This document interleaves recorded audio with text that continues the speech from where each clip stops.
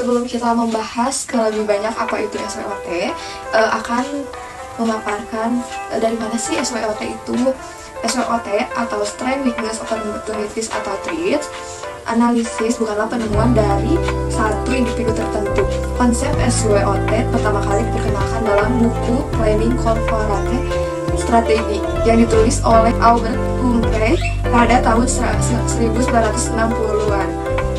Albert Humphrey adalah seorang manajer di Starwood Research Institute (SRI) yang mengidentifikasi faktor internal dan eksternal yang memengaruhi perusahaan. Sejak itu, konsep SWOT telah menjadi salah satu alat analisis strategis yang paling umum digunakan dalam bisnis dan manajemen. Analisis SWOT membantu organisasi untuk memahami kekuatan internal, kelemahan, peluang eksternal, dan ancaman yang mungkin mempengaruhi kinerja mereka. Dengan demikian, SWOT analisis membantu dalam perencanaan strategis dan pengambilan keputusan. Analisis SWOT adalah metode analisis perencanaan strategis yang digunakan untuk memonitor dan mengevaluasi lingkungan perusahaan, baik lingkungan eksternal dan internal.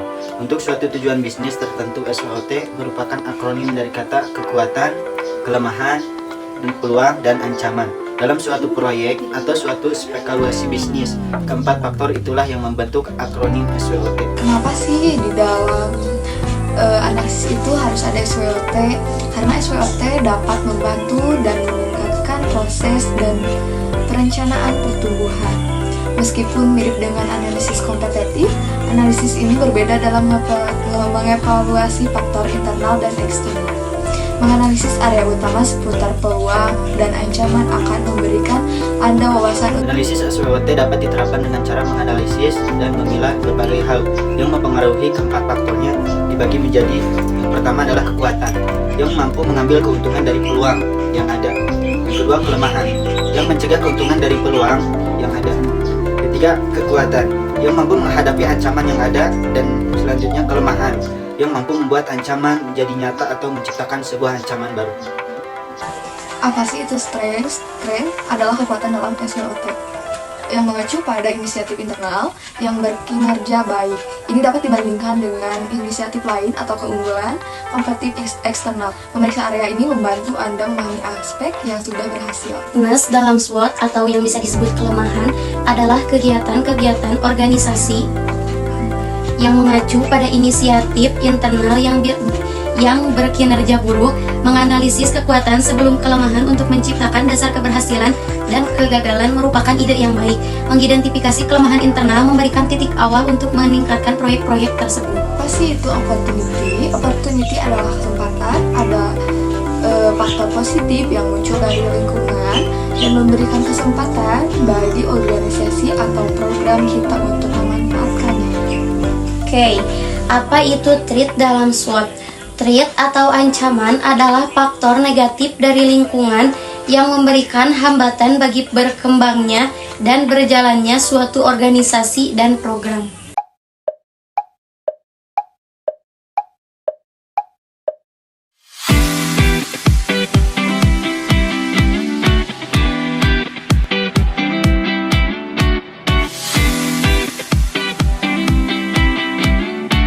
Suatu perusahaan yang Anda kunjungi pada hari yang lalu itu apakah memiliki NPWP? Iya, sudah memiliki karena bengkel tersebut sudah berdiri pada tahun berapa ya? Kira-kira udah lama juga itu bengkel sudah mempunyai NPWP juga. Apa kelemahan dari perusahaan bengkel tersebut? Kelemahan dari bengkel tersebut minimnya hampir nggak ada. Cuma pasti ada aja kesalahan yang ada customer yang kurang kurang puas gitu dalam pengerjaan. Seperti misalkan ada baut-baut yang nggak terpasang atau nggak cairan radiator yang nggak diganti juga, seperti itu. Dan kelebihannya apa itu di perusahaan tersebut? Kelebihannya kalau ada yang kurang puas gitu atau kok ada yang kurang puas, mereka itu akan mengganti jasanya sama memberikan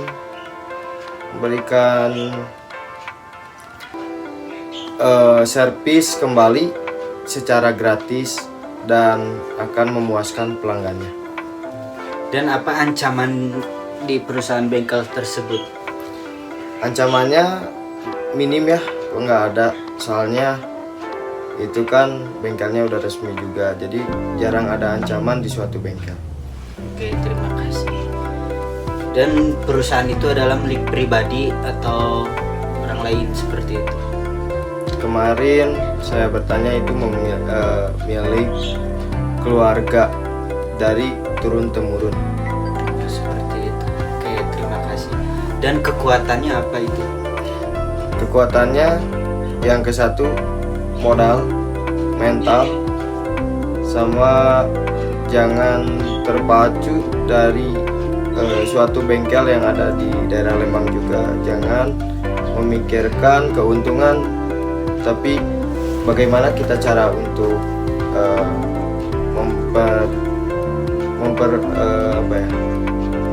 memberikan jasa yang terbaik, servis yang terbaik yang ada di bengkel itu. Oke, baik, terima kasih atas jawabannya.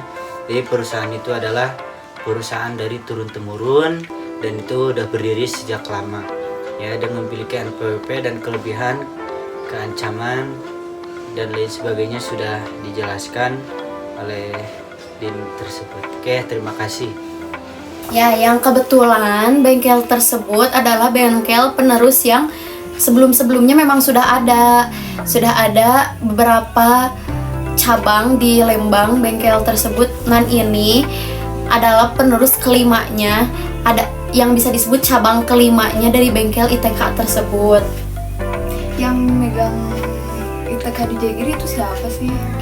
Ada namanya itu, pemiliknya itu yang bisa disebut pengelolanya namanya Bapak Denny, yang memajukan usaha bengkel kelimanya, yang bisa dibilang memegangnya juga, memegang tanggung jawabnya juga. Apa sih kelemahan dari bengkel tersebut? Kelemahan dari bengkel tersebut adalah keterbatasan sumber daya, keterbatasan pengetahuan teknis, kurangnya promosi, daya saing yang tinggi, lalu ketergantungan pada pasar lokal. Karena melayani pasar lokal, mereka dapat menghadapi risiko jika kondisi perekonomian setempat buruk atau jika ada penurunan jumlah pengguna sepeda motor di daerah tersebut. Gitu.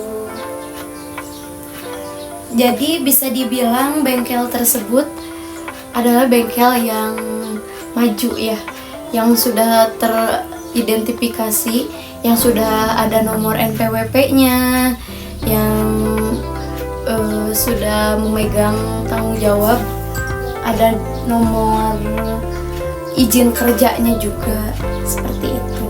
Berapa sih nomor NPWP-nya itu?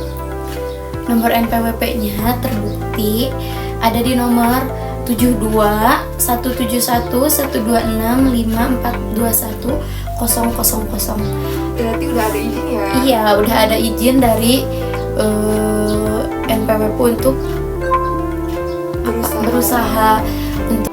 Oke, ini adalah salah satu rekan kami dengan owner ITK yang berada di Lembang.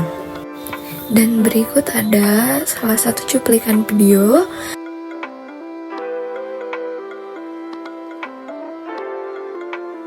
Dan mungkin sekian dari kami.